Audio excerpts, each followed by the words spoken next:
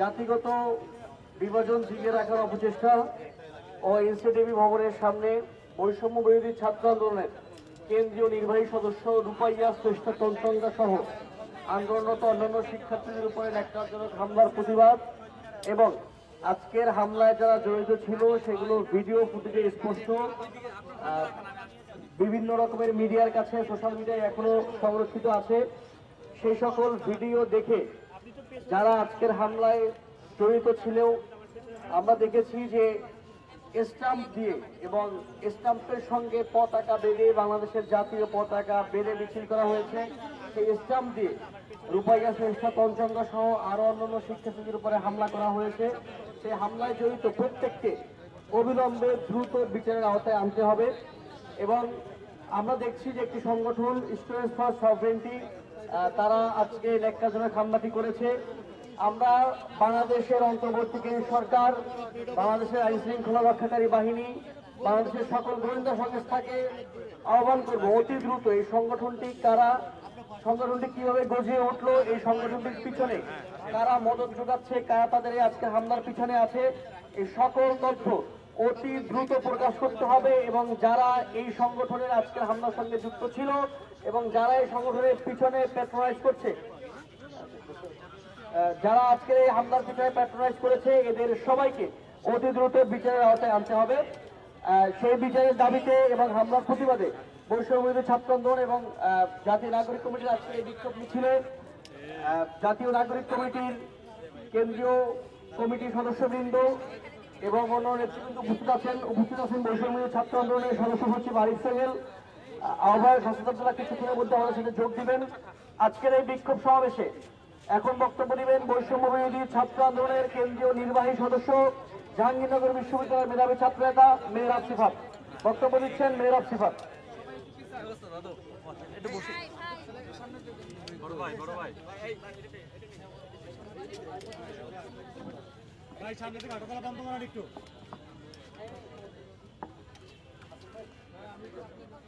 উপস্থিত সকলকে সংগ্রামী শুভেচ্ছা ও সালাম জানিয়ে বক্তব্য শুরু করছি। আমরা জানি এবং আমরা বিশ্বাস করি 24-এর এই গণঅভ্যুত্থান পরবর্তী বাংলাদেশে গণতান্ত্রিক চর্চাই হবে আমাদের প্রধান চর্চা এবং সেখানে নতুন সংগঠন, নতুন মত তৈরি হবে। সেখানে মত এবং বিরোধী মত একই সাথে শান্তিপূর্ণভাবে বসবাস করবে এবং তারা তর্ক করবে।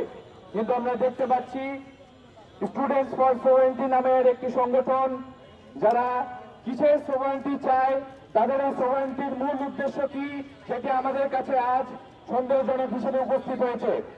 আমরা দেখতে পাচ্ছি তারা সেই স্লোগান দিচ্ছে যে স্লোগান দিয়ে সন্ত্রাসী সংগঠন ছাত্রলীগ আমাদের উপরে হামলা করেছিল।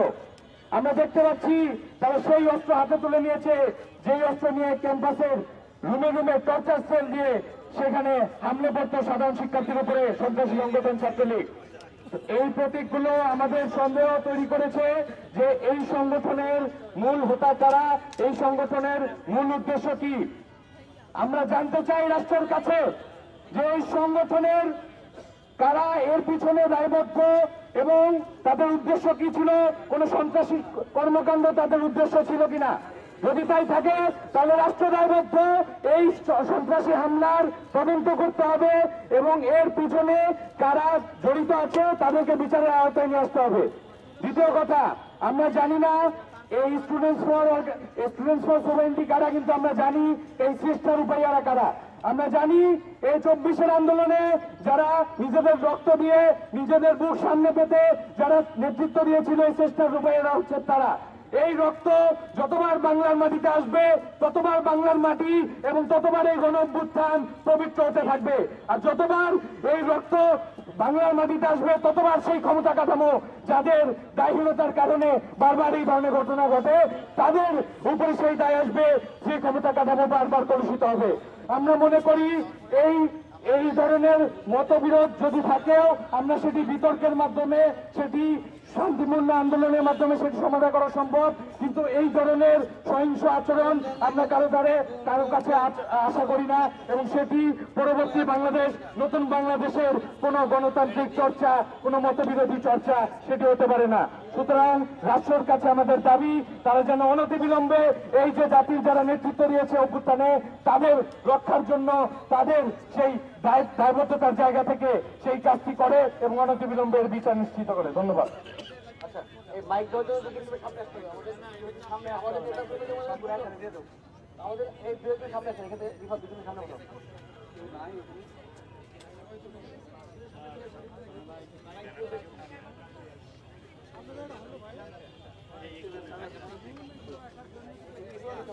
আরিফ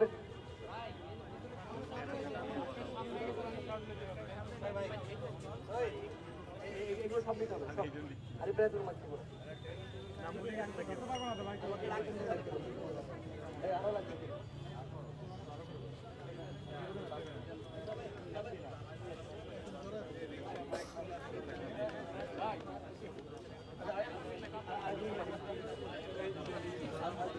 বড় ভাই আচ্ছা আরেক লাস্ট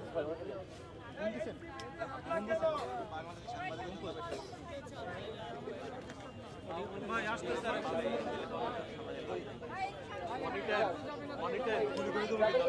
গুলি করে দেবো না, আরেকজন আসতে আসতে বললো যে এখানে গুলি করে দেবো সামনে ওই যে আসছে। বন্ধুগণ, আজকের এই বিক্ষোভ সমাবেশে এখন বক্তৃতা দিবেন বৈষম্যবিরোধী ছাত্র আন্দোলনের কেন্দ্রীয় নির্বাহী কমিটির সদস্য, বৈষম্যবিরোধী ছাত্র আন্দোলনের কেন্দ্রীয় সমন্বয়ক রিফাত রশিদ। বক্তব্য দিচ্ছেন রিফাত রশিদ।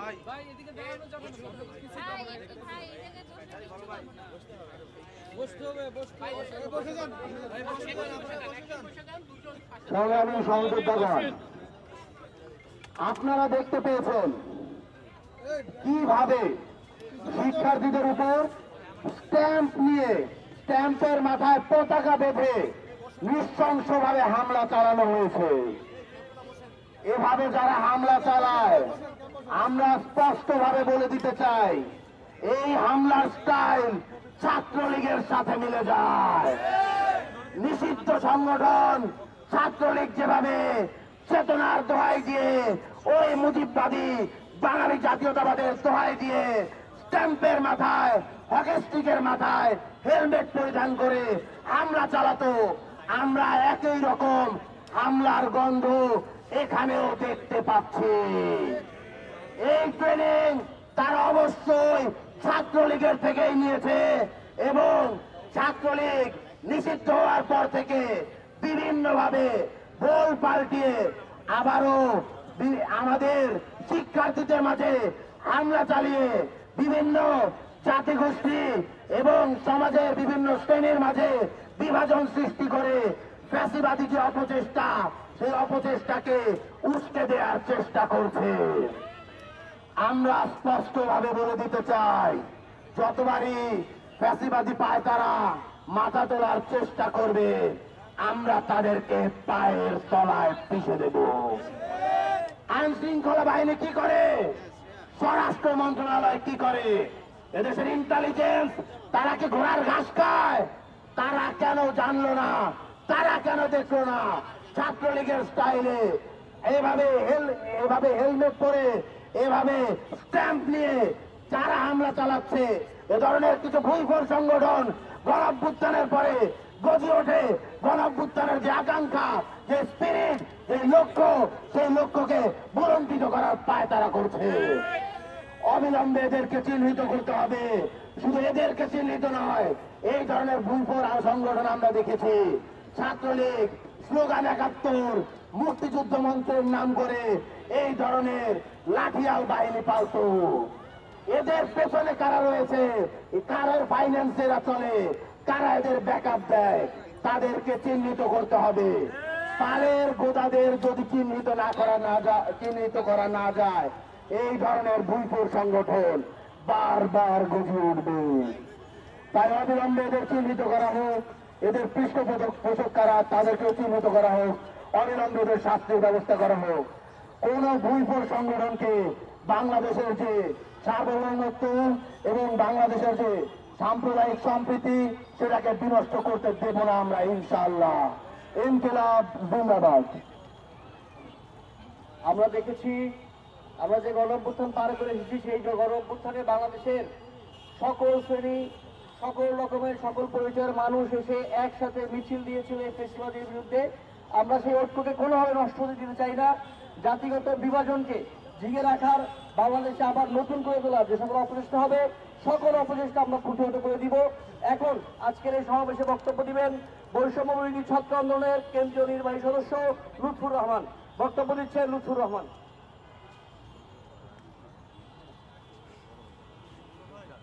সংগ্রামী ছাত্র জনতা, আজকে আমরা এইরকম একটি ঘটনার পর এখানে দাঁড়িয়েছি।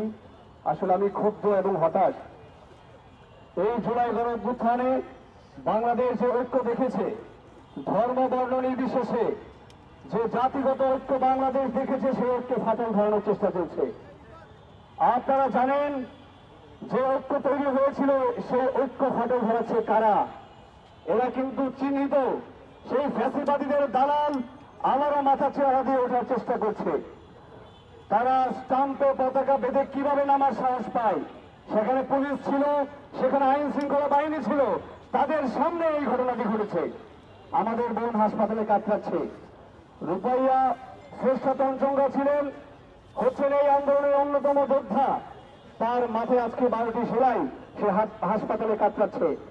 আমি সরকারকে বলে দিতে চাই, অনতি বিলম্বে যদি আমাদের রূপাইয়া শ্রেষ্ঠ তঞ্চঙ্গা সহ যাদের উপর হামলা হয়েছে, সেই হামলাকারীদের গ্রেফতার না করা হয়, আমরা কঠোর আন্দোলনে যেতে বাধ্য হব। আপনারা অনতি বিলম্বে তাদের চিহ্নিত আইনে আওতায় আনুন। বাংলাদেশকে জাতিগত যে বিভাজন তৈরি করার চেষ্টা করছে বাংলাদেশকে সেই জায়গা থেকে রক্ষা করুন। আপনারা ঐক্যবদ্ধ হন, আমরা ঐক্যবদ্ধ হলেই সকল ষড়যন্ত্র মিলিয়ে যাবে।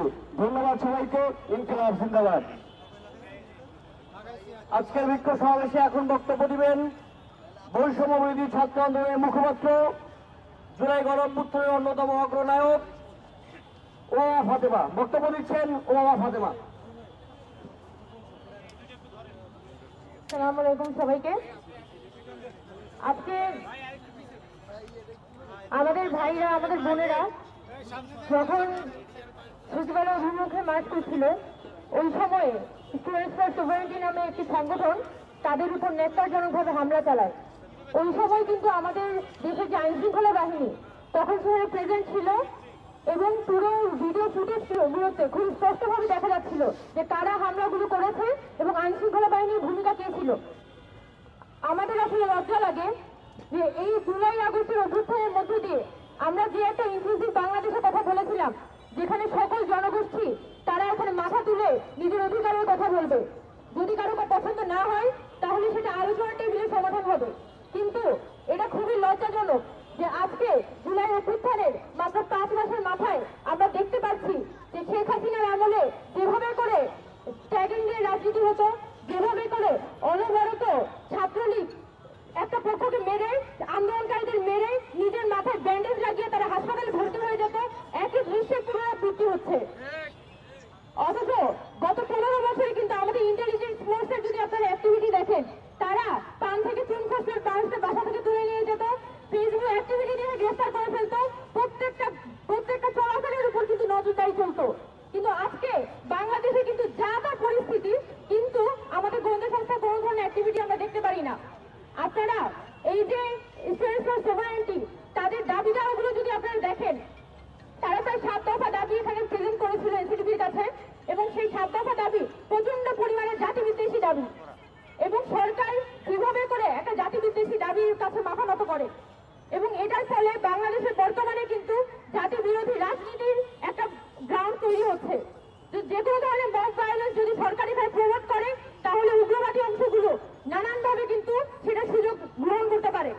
তো আমরা স্পেসিফিক্যালি বলতে চাই যে যারা এই নতুন বাংলাদেশে এসে স্ট্যাম্পের গায়ে জাতীয় পতাকা লাগিয়ে সেই জুলাই অভ্যুত্থানের আমাদের যে একটা ডিজাইন ছিল যে আমরা বাংলাদেশের পতাকা মাথায় বেঁধে, আমরা বাংলাদেশের পতাকা গায়ে বেঁধে হচ্ছে রাস্তায় হাঁটতাম, সেটাকে এখন নানানভাবে ব্যবহার করে নিজের যে এজেন্ডা সেগুলো বাস্তবায়নের চেষ্টা করছে। আমরা সরকারের কাছে বিশেষ যদি বাংলাদেশে জাতিগত শান্তি প্রতিষ্ঠা করতে চান, আপনারা যদি আসলেই ইনক্লুসিভ বাংলাদেশ প্রতিষ্ঠা করতে চান, আপনারা যদি আসলে এই দেশে সংস্কার করতে চান, তাহলে এই ধরনের কোনো এজেন্ডা আপনারা বাস্তবায়ন হতে দিবেন না। আর যারা এই ছাত্রদের উপর, আমাদের রূপায়ণদের উপর হামলা করেছে, তাদেরকে অবিলম্বে চিহ্নিত করে গ্রেফতার করতে হবে। আমরা বৈষম্যবিরোধী ছাত্র আন্দোলনের পক্ষ থেকে আজকে যে ঘটনাটি ঘটেছে সেটা তীব্র প্রতিবাদ এবং নিন্দা জানিয়ে এবং দ্রুততম সময়ের মধ্যে এই শিশু স্পোর্টস সোসাইটির যারা এখানে হামলা করেছে তাদের গ্রেফতারের কথা জানিয়ে আমি আমার বক্তব্য এখানে শেষ করছি। ধন্যবাদ।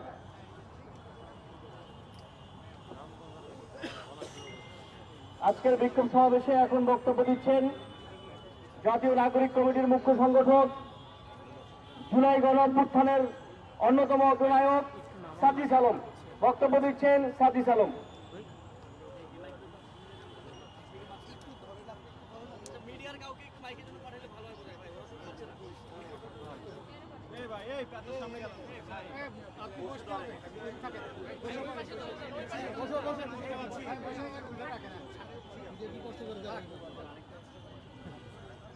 এই মুহূর্তে আমাদের বোন রূপাইয়া শ্রেষ্ঠা তলচঙ্গার মাথায় 12টা সেলাই।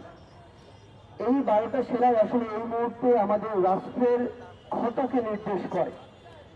যেই ক্ষতটা আসলে আজকের আমাদের যে বিভিন্ন জায়গায় যে সীমাবদ্ধতা, আমাদের অন্তর্বর্তীকালীন সরকার, আইন শৃঙ্খলা রক্ষাকারী বাহিনী থেকে শুরু করে আমরা যাদেরকে ইন্টেলিজেন্স ফোর্স থেকে শুরু করে বিভিন্ন নাম দিচ্ছি, তাদের সীমাবদ্ধতাকে প্রকাশ করে। আজকে আমরা আমাদের জায়গা থেকে দেখছি যে আজকে একটা গোষ্ঠী হাতে স্ট্যাম্প নিয়ে আরেকটা গ্রুপের উপরে হামলা করে।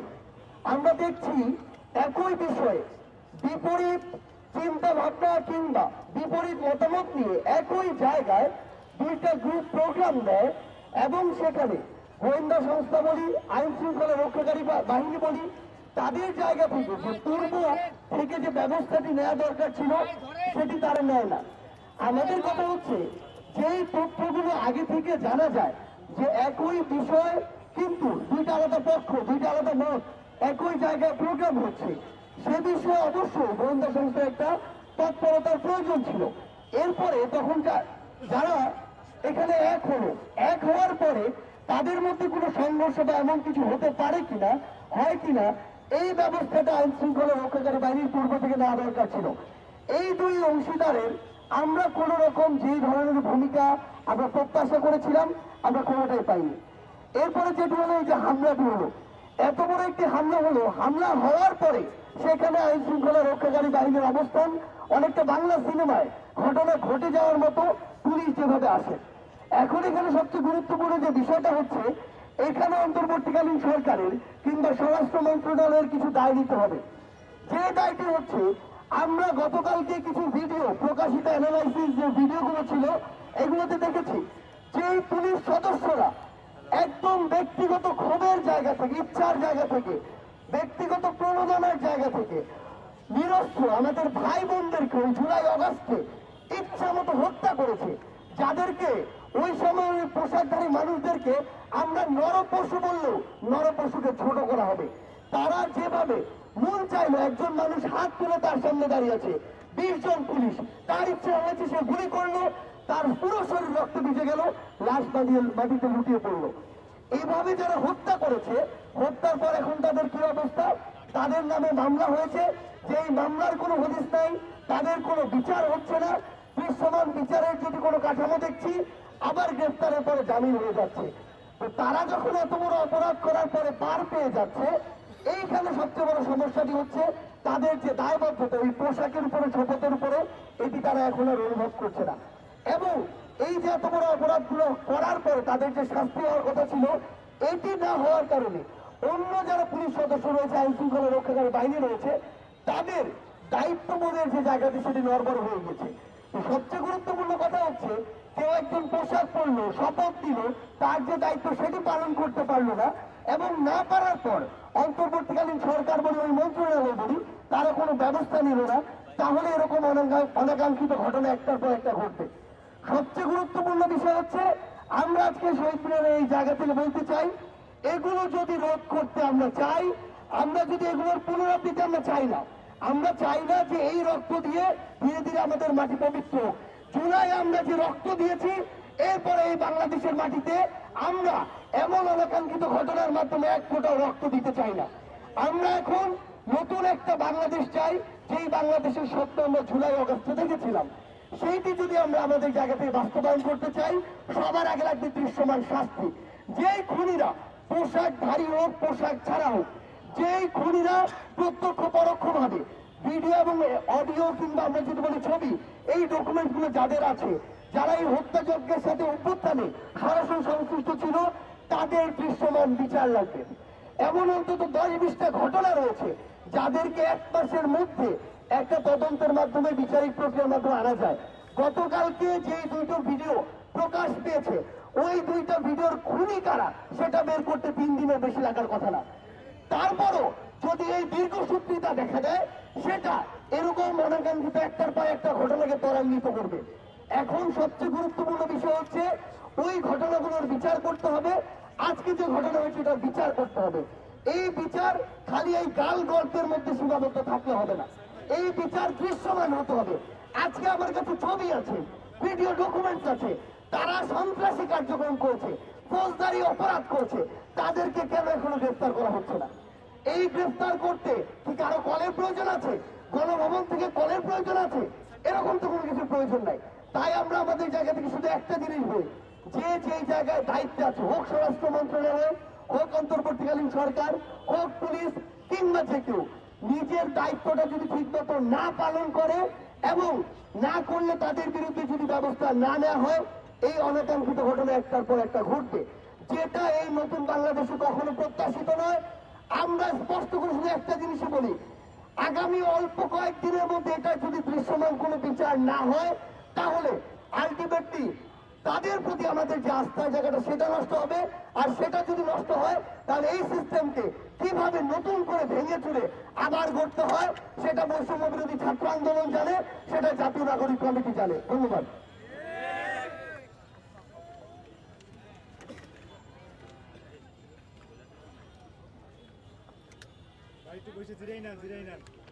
আজকের এই বিক্ষোভ সমাবেশে এখন বক্তব্য রাখছেন বৈষম্য বিরোধী ছাত্র আন্দোলনের সংগ্রামী সদস্য সচিব জনাব আরিফ সাহেব। বক্তব্য রাখছেন আরিফ সাহেব।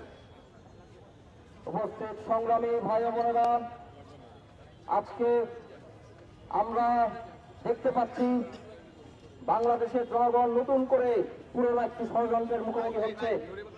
আমরা জানি পুরনো ফ্যাসিবাদী শক্তি সমাজের সর্বস্তরে ছড়িয়েছিল।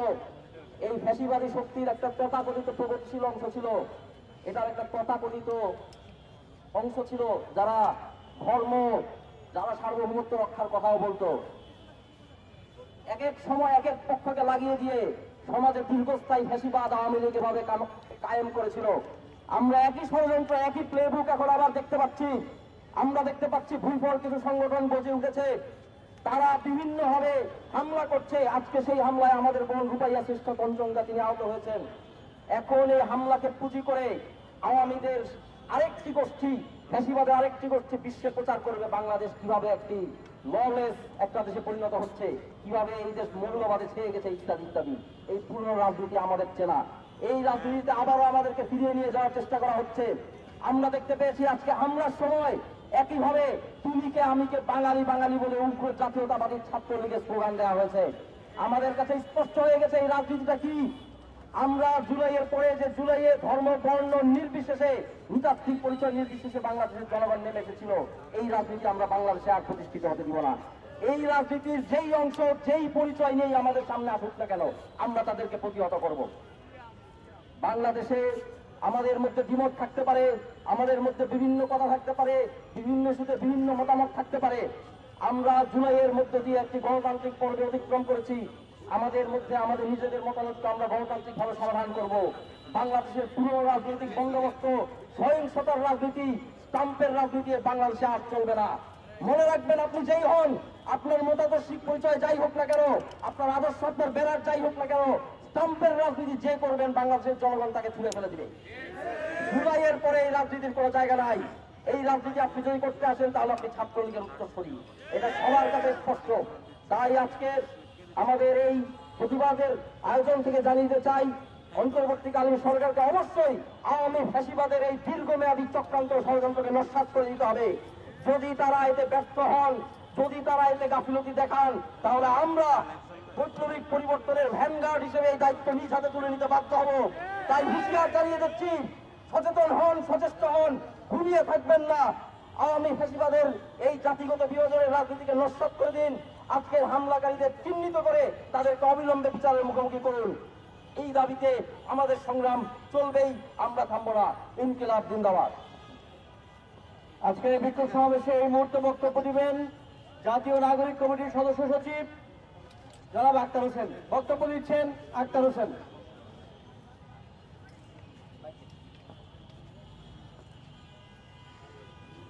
আমাদের সামনে দুইটা সত্য আছে। প্রথম সত্য হলো আমরা সবাই বাংলাদেশের নাগরিক। একই সাথে এও সত্য আমাদের কেউ বৌদ্ধ, কেউ হিন্দু, কেউ খ্রিস্টান, কেউ মুসলিম, কেউ চাকমা, কেউ মারমা, কেউ পাহাড়ি, কেউ সমতলী, এই দুই সত্যের মধ্যে মেলবন্ধন ঘটাতে পারাটাই সমাধানের একমাত্র পথ। আমরা যখন বাংলাদেশে বসবাসকারী জাতিসমূহের মধ্যে মেলবন্ধনের কথা বলছি, যে সেই জাতিসত্তা সমূহের স্বতন্ত্রকে রক্ষা করে ঠিক সেই সময়টাতে বাঙালি বলে যখন হামলাটা করা হলো, অতি অবশ্যই এই হামলার পিছনে বড় কোনো ষড়যন্ত্র লুকিয়ে আছে। এই হামলার সময়টাতে যে ভিডিও ফুটেজগুলো দেখা যাচ্ছে, যে ছবিগুলো দেখা যাচ্ছে, তাতে করে হামলাকারী কারা তাকে তো খুব সহজেই আইডেন্টিফাই করা যাচ্ছে। আমরা প্রশাসনকে বলতে চাই, যারা এই হামলায় সম্ভব সারথী থেকে নেতৃত্ব দিয়েছে তাদেরকে তো গ্রেফতার করতেই হবে। এই হামলার পেছনে কারা মদত চুকিয়েছে, কোন বিদেশি শক্তির সাথে সংশ্লিষ্ট কিনা, এটা অবশ্যই খতিয়ে দেখতে হবে। এই হামলার পেছনের শক্তি কারা, তাদেরকেও আইনের আওতায় নিয়ে এসে বিচারের মুখোমুখি দাঁড় করাতে হবে। বন্ধুগণ, আমরা বাংলাদেশের নাগরিক হিসেবে বাঁচতে চাই। বাংলাদেশের প্রত্যেকটা মানুষ তার নাগরিক যত অধিকার আছে সেটা যেন শতভাগ পায়, সেজন্য আমরা আমাদের সংগ্রাম জারি রেখেছি। আমাদের এই সংগ্রামের পথে যারা কাটা হবে, অবশ্যই জনগণকে সাথে নিয়ে আমরা সেই কাটাগুলোকে উপরে ফেলে দেব। বন্ধুগণ, আজকে আর বক্তব্য দীর্ঘায়িত করবো না। আমরা অবশ্যই চাইব যারা আজ এলসিটিভি ভবনের সামনে আমাদের ভাই বোনেদের উপরে হামলা চালিয়েছে তাদেরকে যেন পুলিশ অতি দ্রুত গ্রেফতার করে, এবং একই কথা বলতে চাই, গ্রেফতার করে পরের দিনে জামিন দিয়ে দিবে এইরকম কালভানা আমরা সহ্য করব না। তাদেরকে অবশ্যই বিচারের মুখোমুখি হতে হবে এবং সর্বোচ্চ শাস্তি নিশ্চিত করতে হবে বাংলাদেশের বিভাজনের রাজনীতিকে উস্কে দেওয়াটাই। ধন্যবাদ সকলকে। আজকের বিক্ষোভ সমাবেশে এই মুহূর্তে বক্তব্য রাখবেন বৈষম্য ছাত্র আন্দোলনের মুখ্য সংগঠক, জুলাই গণঅভ্যুত্থানের অন্যতম অগ্রনায়ক আব্দুল হান্নান মাসুদ। সাংবাদিক বৃন্দ, এই বাংলাদেশ স্বাধীন হয়েছে 1971 সালে। সেই